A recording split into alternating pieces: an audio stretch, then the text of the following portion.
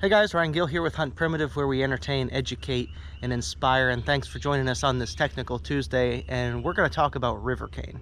So I get a lot of questions on what to look for in river cane, how to choose shafts, how do you know which ones are the right ones. So we're going to walk you through that pretty much right now. Now, river cane and japonica are the two main types of cane that I use for arrows. And there is a difference, however, they're very, very similar. River cane basically just being the North American version. So we're going to look at river cane that I actually have growing in my yard, and I'll explain why I chose to plant this one. So here's probably the oldest stand of river cane that I have in the yard, and it's quite clumped together, but it starts to run out and throw up these shoots in other places. And I just planted it back here in a nice cool place behind the kids play pirate ship that I built for them. And now all the way even into here is I'm getting a lot of shoots coming up. One of the ways to identify more of like a river cane or a japonica is that it may start in a clump like this, but it doesn't just continue to expand that clump. Now that clump will still get tight and thick, but it starts to send all these runners out everywhere, as opposed to something like yellow bamboo that will just continue to get one spot bigger and bigger and bigger. And I'm not saying you can't use yellow bamboo or other bamboo species, but these runner canes are the ones you're really looking for. So let's take a look at the nodes for a moment, okay? Now you'll notice on these ones, they have very smooth nodes. Not all cane is equal.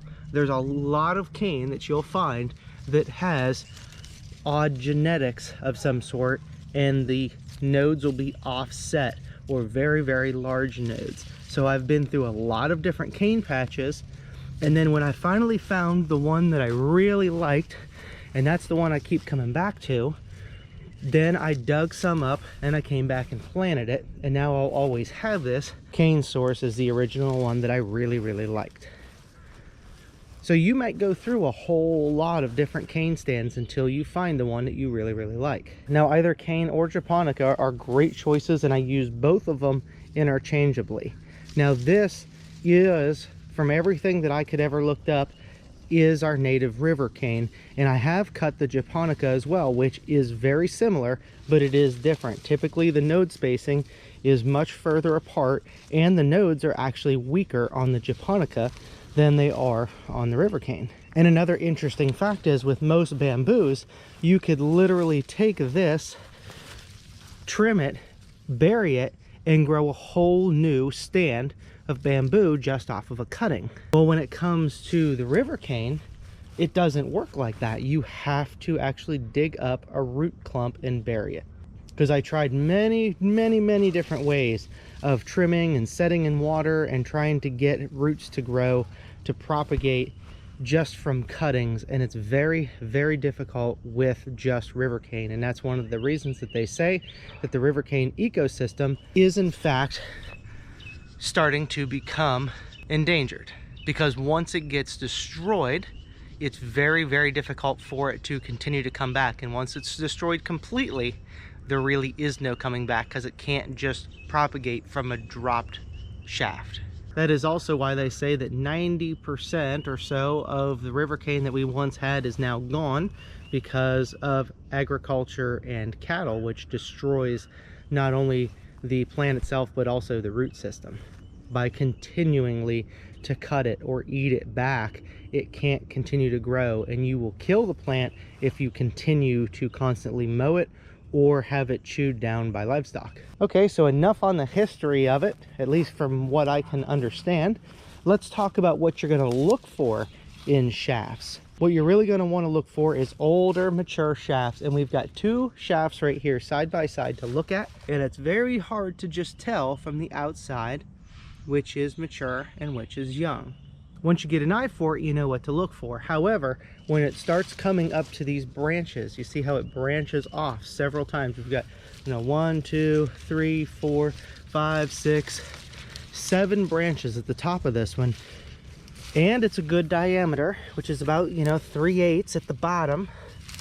That would be a perfect one to cut. In fact, we will go ahead and cut this one, and you can see we even have a new one popping up right here. We had one here before that got broke off. I might have cut it and then it broke off. It's hard to say.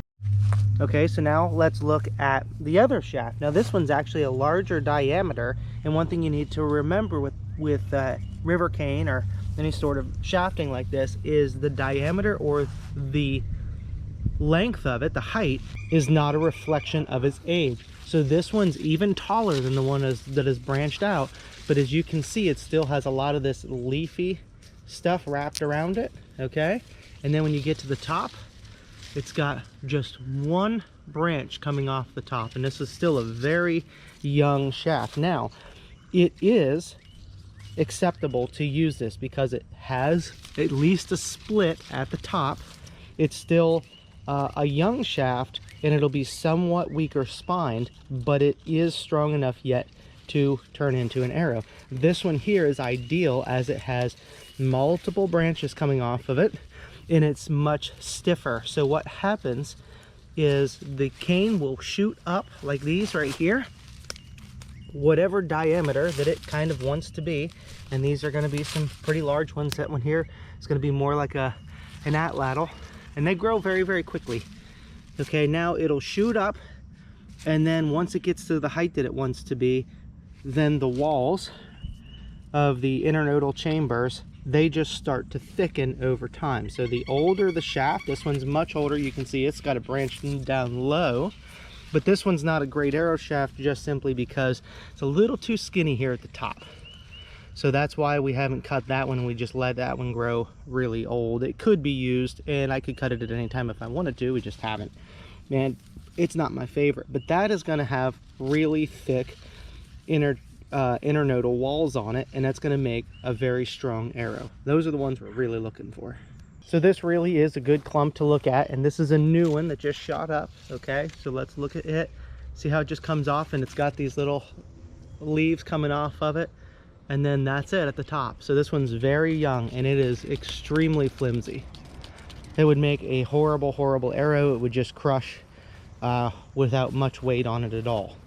Okay, likewise, if we come along and just start looking at all the ones that have grown out of here, this looks like it would be a really good shaft, but keep in mind, it's still got a lot of this leaf on here, and then we follow the stalk up, and again, it's got two branches. So if I had my way, I'm gonna leave this one go for about another 6 months or even a year, and it'll be ready to go. I don't even think it really takes that long. This one here has got 3 branches, and it's a little further along. That wouldn't be okay to cut, but it's still if we can give it time, we will. This other one next to it's kind of the same story, just one branch at the top. It's still very weak, we're not going to cut it.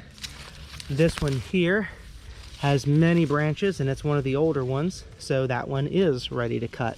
And when it comes time to cut these, you can either score it all the way around with a stone knife and snap it off, or just simply take pruning shears and shoop, snip them right off.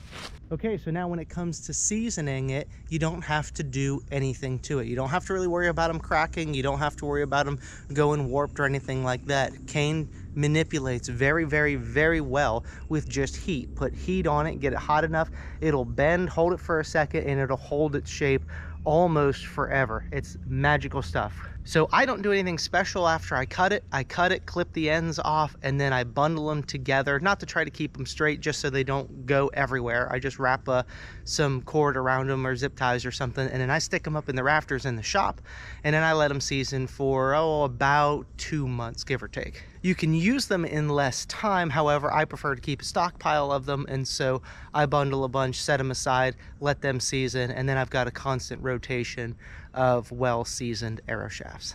All right, hopefully now you know everything that you need to know about cutting your own river cane or japonica arrow shafts, and good luck going out and hunting for them. Sometimes you just have to put on a lot of miles, travel around, and really find these different cane patches. A lot of people don't like the cane because it just takes over a period of time, and they try to get rid of it. So if you ask if you could cut it back, a lot of people are just gonna say, yes, please do, because they're tired of dealing with it. And then remember too, if you find stuff that you really, really like, dig some up and plant it somewhere so you'll always have access to it long into the future. These are clumps that I planted just about a year and a half ago maybe, and I dug up something similar to this size, a little bit shorter. It's grown up just a little bit, and this one has not popped out a runner yet, however, or hasn't popped up a stem.